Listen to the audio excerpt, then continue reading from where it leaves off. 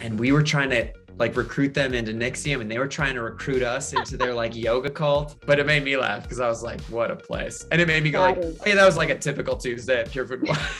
Do you have any contact with Sarma now? This story has everything. Grand larceny, Matthew Kenney, immortality, pizza.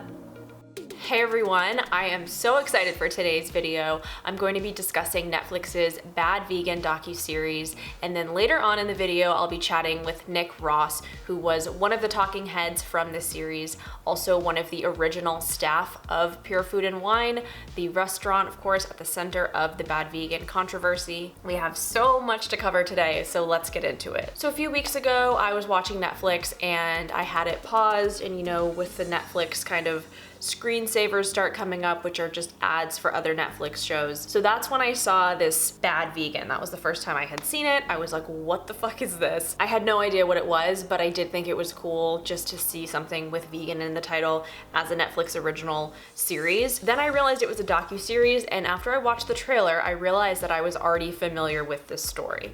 So firstly, I had heard of Pure Food and Wine before. Of course, it was a New York City vegan fixture for years. Secondly, a few years ago, and I'm pretty sure it was when I did my Plant City video, I did sort of a deep dive of research on Matthew Kenney, because I was sort of like, where did this guy come from? How did he get his start? And I've read about his Pure Food and Wine journey. He is a pretty big part of the Pure Food and Wine story, as you'll find out. But I read about this whole crazy story about what happened with his business partner, and I was just like, that is wild. But I hadn't thought of it since then. I know everyone's talking about this show right now, but of course it interested me because it's a show about a vegan, a show about a vegan restaurant, a vegan business owner, and of course it all goes horribly wrong. But to me, there's a lot of interesting observations to be made about the role that veganism plays in the telling of the story through the Netflix series, as well as the role it plays in the media attention that the case got when it first came out,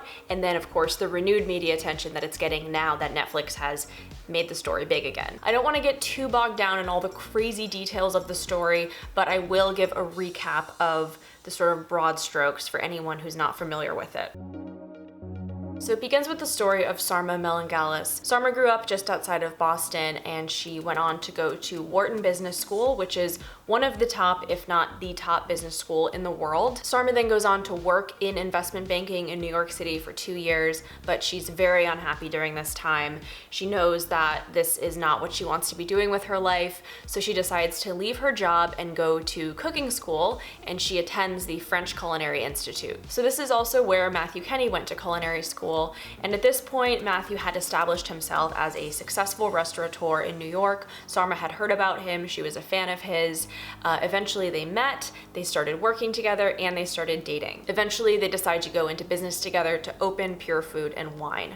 Now, there is a third person involved, which is the investor Jeffrey Chodorow. He was a known restaurateur at the time, and so the three of them go into business together. Pure Food and Wine was super successful. It was a celebrity hotspot, among other things. It was also just making a ton of money, doing really well, and the employees that worked there were super happy. I think it being a celeb hotspot is how it was on my radar, because back in those days, I was obsessed with tabloids and Perez Hilton, and there was always mentions of celebs meeting up and dining at Pure Food and Wine. It was just a restaurant name that I heard a lot without really knowing, I don't think, that it was a vegan, raw vegan restaurant. What I really liked about this first episode is that veganism is hardly mentioned at all, and in that way it's kind of just normalized. Everyone's talking about it like it's just a normal restaurant that's really successful. The people who work there are just normal restaurant employees, just regular people. At a certain point, Matthew Kenney and Sarma break up, and they're not seeing eye to eye on things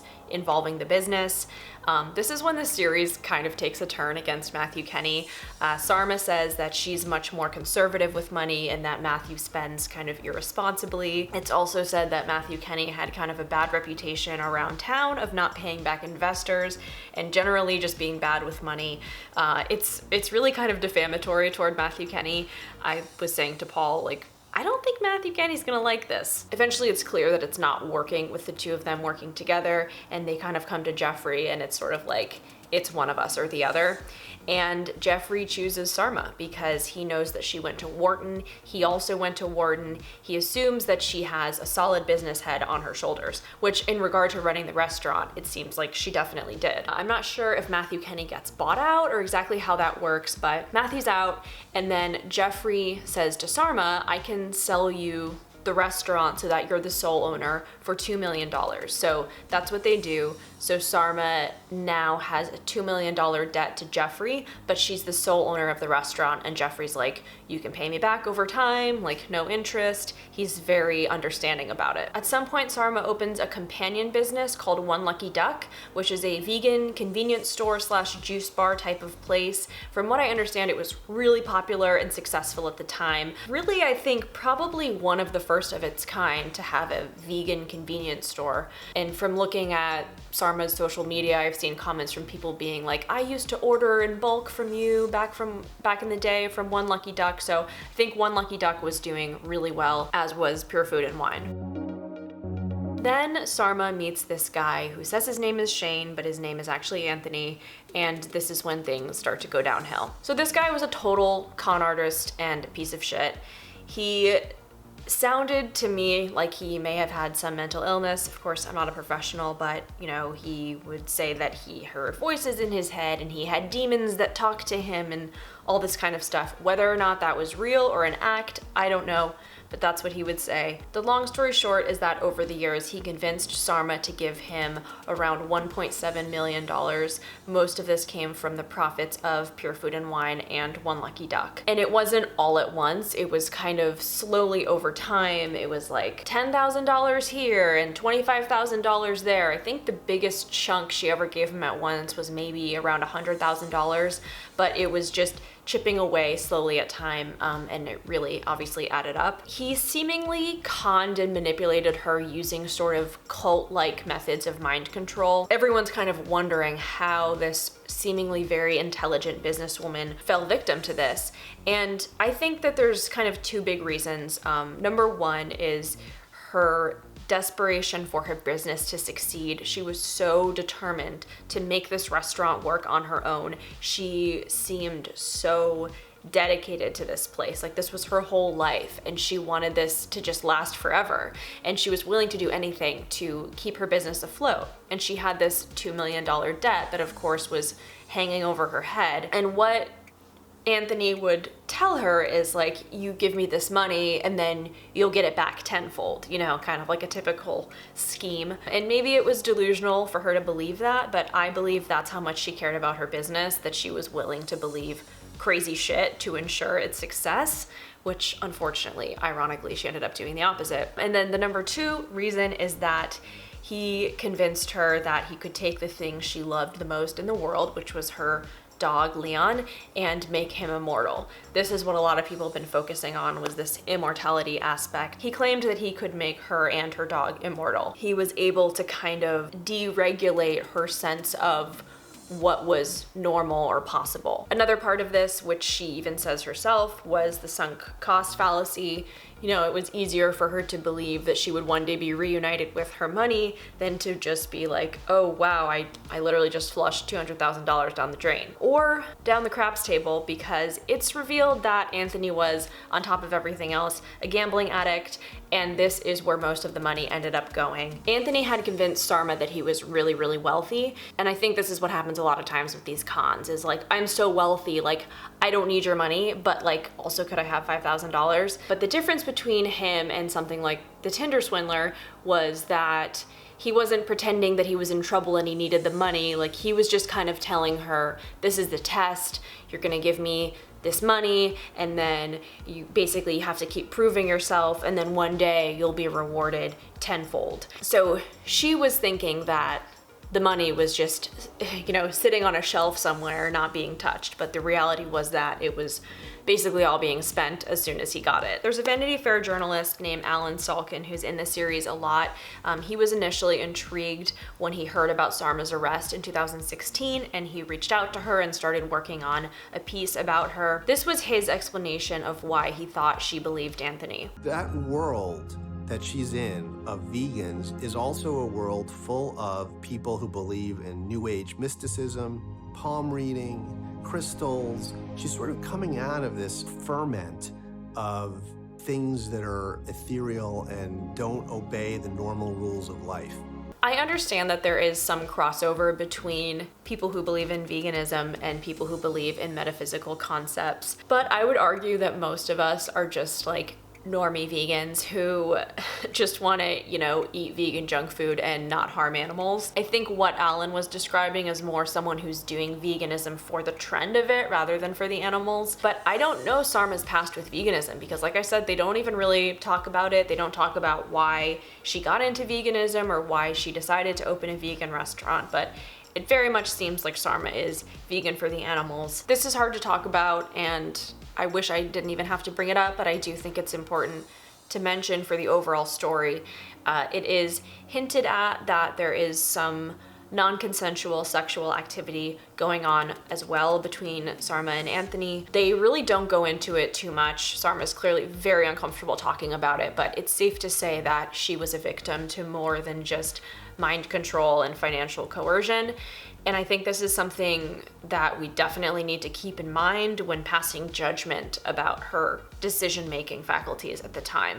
This was someone who was being victimized by this man in multiple ways. At some point, Sarma and Anthony get married, which was seemingly for financial reasons. So since he was pretending to be really rich, he kept telling her, like, I'll pay off your $2 million debt, no problem, no problem. She felt like whenever he was ready to cough up the dough, the financial transaction would be a lot more simple if they were married than if they weren't. And then he obviously wanted to marry her for financial reasons because she had a lot more money and assets than he did, because he basically had nothing. So at some point the restaurant is out of money and no one can really reach Sarma, so the employees walk out and the restaurant ends up closing. But Sarma is devastated when she finds this out, and she is somehow able to rustle up $850,000 more from investors to reopen the restaurant, and almost all of the employees that had left and gotten other jobs come back. That says a lot to me about how much they loved working there and how positive the atmosphere must have been, which is something I'm going to talk about with Nick later. Eventually though, unfortunately, they run out of money again, and this time they shut down for good. In total, she owed her employees about $40,000 or around $3,500 each. People are protesting, but no one knows where Sarma is. I'm skipping a lot, but these are the major plot points. So let's jump to one of the biggest points that everybody focused on, which is the smoking gun, or in this case, the steaming pizza. So episode 4, the final episode, starts with Sarma and Anthony on the run, basically, and hiding. Sarma claims she doesn't fully realize that they're on the run because she's just kind of going along with whatever Anthony tells her. She's almost kind of like fully dissociated at this point. So they end up staying in a hotel in this small town in Tennessee. They're there for a few months, and somehow the local law enforcement are tipped off that there's 2 people on the run in their county, and eventually they're able to track them down via Anthony's credit card, which he used for a Domino's order of pizza and chicken wings. So this is, of course, what is all over the headlines, vegan business owners on the run caught ordering pizza and chicken wings.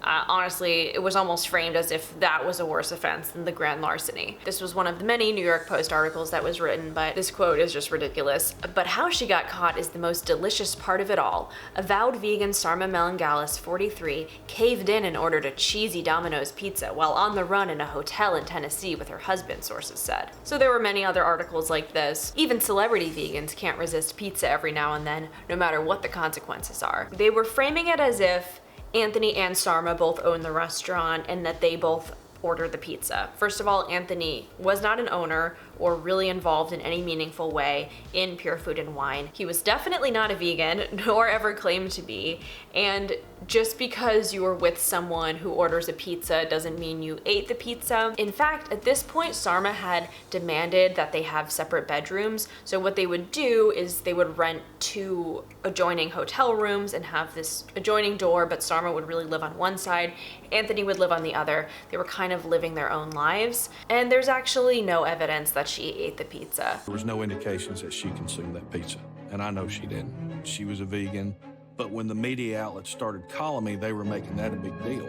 I actually thought this part was so touching, juxtaposed with all of the sensationalized media headlines, that you have this Tennessee police officer who is just so understanding and is like, I know she didn't eat it, she's a vegan, and just understanding how, like, what that means. These headlines were very defamatory, and no surprise that they were heavily lacking in journalistic integrity, that they're essentially just making this up. When your whole brand and business is based on you being a vegan, and not just a vegan, but really, at the time, as she's described by so many, kind of the poster child for vegan living, misinformation like this could be very damaging to any future potential business opportunities, and I get that she did plenty to damage those opportunities for herself, but let's focus on what she actually did and not this sort of sensationalized cheating vegan fanfic. There is this sort of widespread, even today, bloodlust for vegans messing up, and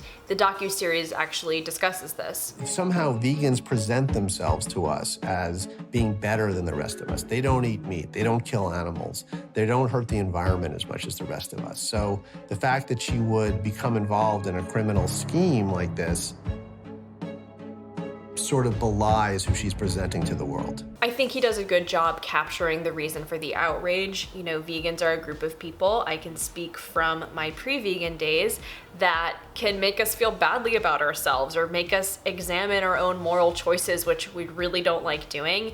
So catching someone out in one of these kind of aha gotcha moments can be really validating for people and can obviously bring people a lot of joy. Some of the headlines from when Sarma was in jail or fighting her court case, when I saw them in the docu-series, my immediate reaction was that they're sort of bordering on hate speech. I know that vegans aren't a racial or religious minority, but we are still a minority and we are still vulnerable to hate speech.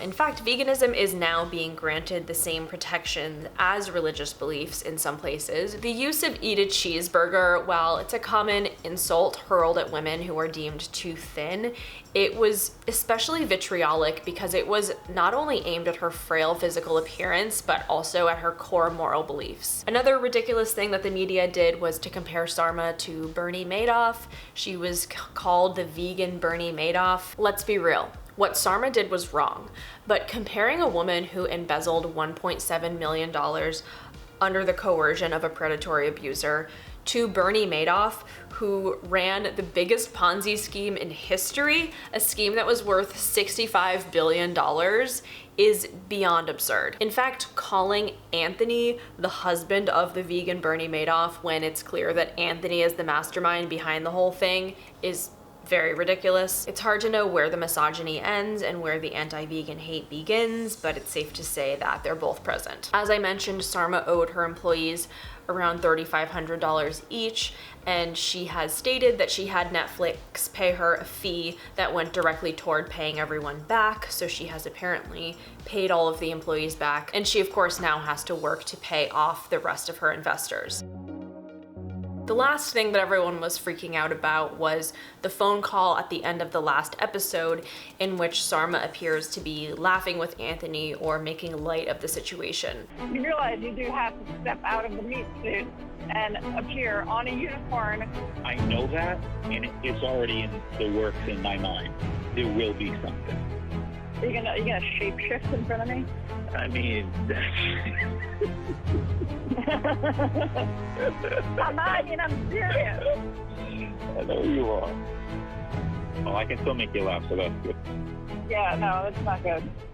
Yes, it is. They really don't give any context to this phone call, and in fact, knowing what I know, being an editor, it's highly possible that parts of the conversation were chopped up. I could sort of hear parts where I'm like, that sounds like multiple different parts of a conversation spliced together, but let's take it at face value. Contrary to what a lot of people had said, I don't believe that this proved that she was in on it or like part of the ruse. They play a lot of different phone calls between Sarma and Anthony throughout the series, and it's clear that she never really feels comfortable like fully standing up to him and being like, what the fuck is wrong with you? She seems almost scared of him in a lot of the calls that they play. The laughter obviously doesn't look good because it seems like she's being lighthearted with him and has kind of forgiven him and not taking the whole thing seriously. But unfortunately, to go back to this, the part where she is discussing one of the non-consensual encounters between the two of them, she's describing it and she has tears in her eyes and she seems like she's on the verge of crying.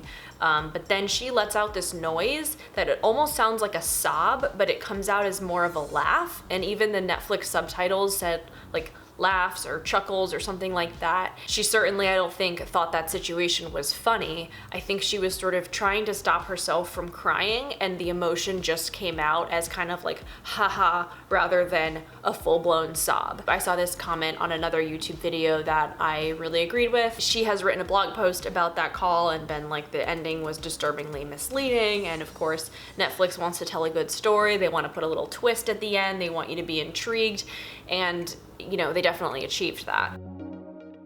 Sarma said this in the docu-series, but this type of crime, a crime of coercion and control, really isn't well understood in our legal system, and unfortunately it ends up falling under the umbrella of like, well, you willingly gave him your money, so no crime on his part. Of course, the whole thing is really a shame.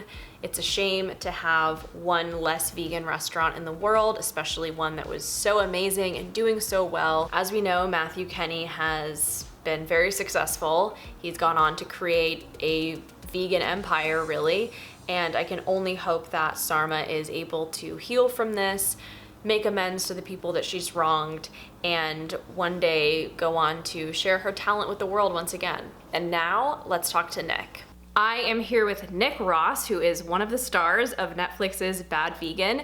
Aside from being a former employee of Pure Food and Wine, Nick is an actor, writer, producer, and director. He has performed with the Upright Citizens Brigade. He's made videos for Soul Pancake, BuzzFeed, Refinery 29, Yahoo Studios, and People TV. He's known for his thought-provoking video content that's described as visually inspired and empathy-driven. Nick, thank you so much for joining me.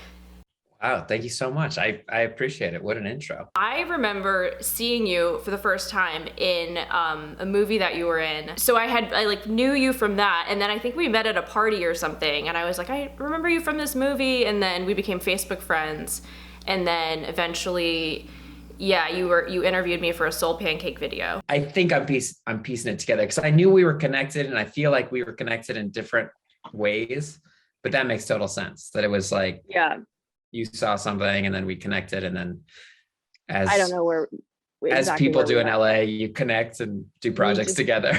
You like meet someone like one day and you're like, now we're Facebook friends for life. It seems like you were one of the original employees when Pure Food and Wine first opened. Yeah, in 2004, I remember it was probably spring. I was working at a little veggie place in Brooklyn, and it was one of those places, Goga. Okay. It was like in sort of the Carroll Gardens Red Hook border, right off Smith at 9th Street. Nice. And it was like a really great little soulful veggie place where you made no money and did like everything. Yeah. Like took out the trash, closed the gate, swept the, like it was everything every single day. And then I saw I think it was a Craigslist ad for a new vegan place opening in Union Square. And so I went to interview, and then I remember we interviewed at one of Jeffrey Chateau's other restaurants. And then we eventually opened, I think, late spring, early summer, 2004. The person that I was most familiar with in this series was Matthew Kenney, because you probably know, maybe you do, maybe you don't, that he's kind of gone on to become this giant in the vegan food world. I would say he's probably the most well-known restaurateur, well-known name. The documentary doesn't really paint him in the best light, like in terms of not a great businessman or wasn't great with investors. And so I was saying, I was like, I don't think Matthew Kenney is going to be super happy about the way he's portrayed here. But what do you have any experiences with Matthew Kenney that you feel comfortable sharing, or what was kind of the vibe? I mean, Matthew and Sarma that was who we worked for that first year. And then about a year into my experience there, Matthew and Sarma brought me down into the basement, into the office, and they wanted me to floor manage. And so I had been doing offsite catering events. I was sort of, I really fell into the life at Pure and was excited at the restaurant, and it felt like such a cool place. And I think they keyed into the fact that I was having a great time there and was, I was passionate about it. So Matthew started inviting me to do sort of offsite demos and stuff with him, where I would be his little assistant. And then when their split became public, it became like we were working for divorced parents, and they were both, it was very crazy. And he would be bringing, women to the restaurant while Sarma was like, it got ugly. There was a bunch of Page Six articles about them. Yeah. He was like a pretty boy in New York. He was doing his thing. And it feels like, she was too. They were both sort of, you could tell he was maybe motivated in a different way than she was. He wanted, I think, the glory of being the figurehead of the restaurant. It seemed like she wanted it to be responsibly run. And I think he just wanted to run as fast as he could and be like, but he got kicked out relatively soon after I think within the first 2 years. And none of us were surprised. And then he like immediately turned around and started opening up these places in like Brooklyn and other places that were bizarrely similar. And then they all closed down. And then all of a sudden he was opening in LA under the name like Plant Food and Wine or something very, and it feels like he's someone that obviously knows how to hustle and raise money and get investment. And,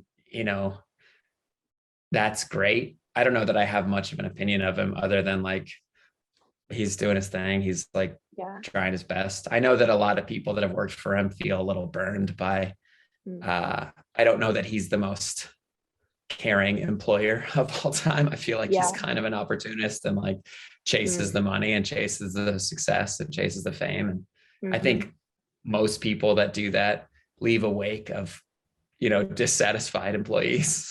Well, I guess speaking of the way that he kind of ran things versus the way Sarma ran things, one of the things that surprised me the most was, everybody's like, oh my God, the immortality, oh my God, the pizza.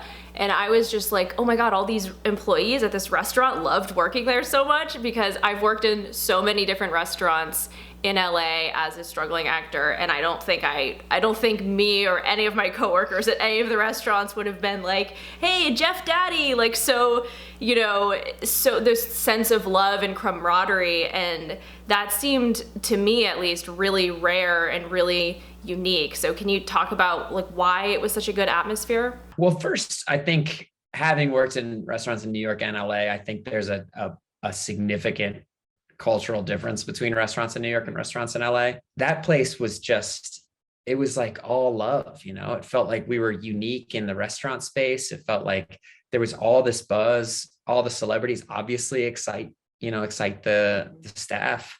But it really did feel like Sarma, and the reason why a lot of her old employees are very much like troubled and challenged by what happened is because she was such an employee first kind of boss. Like she was someone that really she came to my shows all the time and would like, she was just so,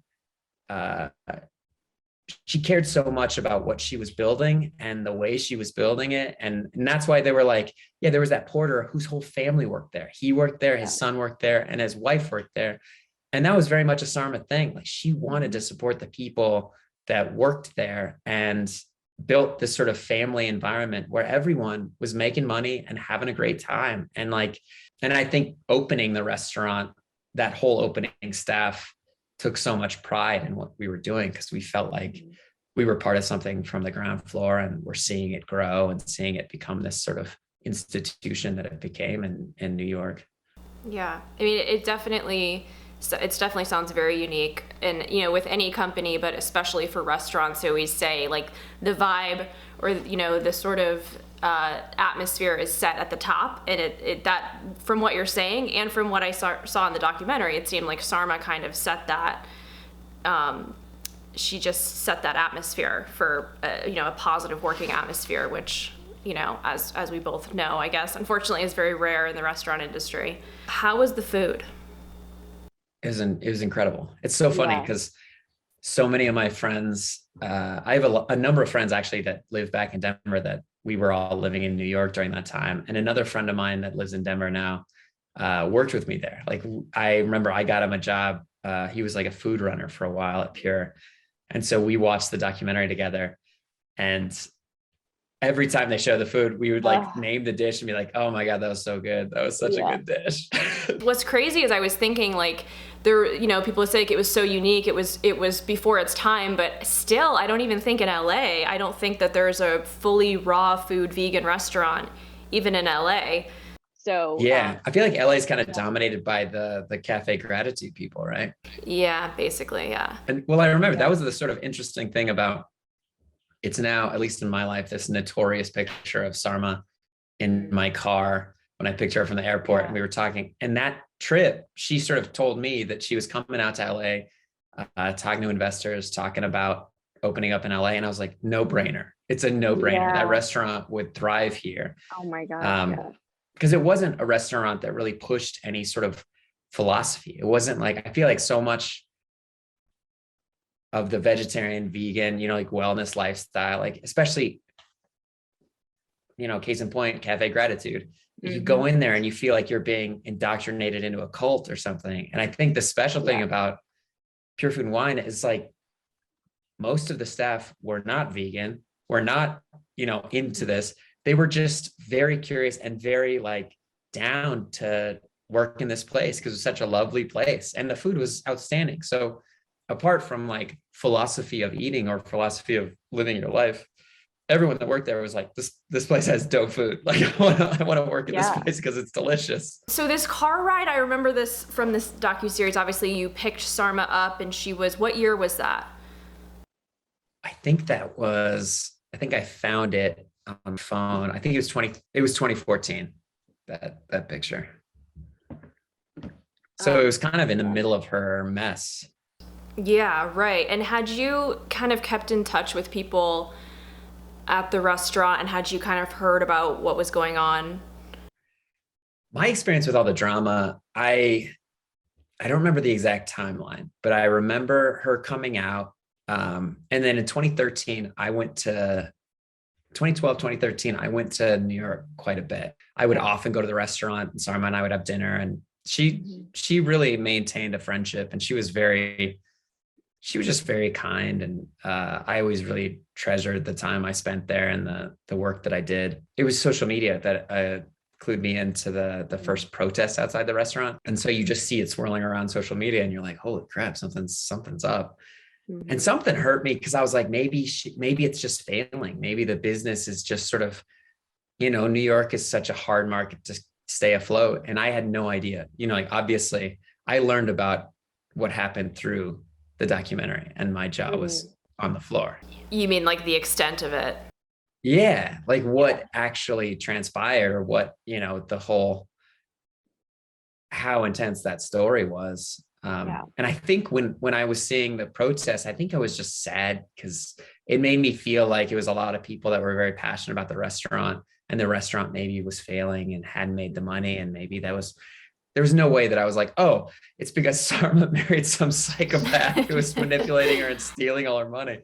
Oh yeah, that's the logical choice. And it still feels like there's so many unanswered questions. It feels like the success of the documentary is basically people going like, I have so much I want to know about. This is so like just scratching the surface. Do you have any contact with Sarma now? Yeah, we've texted a few times after the interview. I remember I called her after I did the original interview in 2019, and it was nice to chat with her.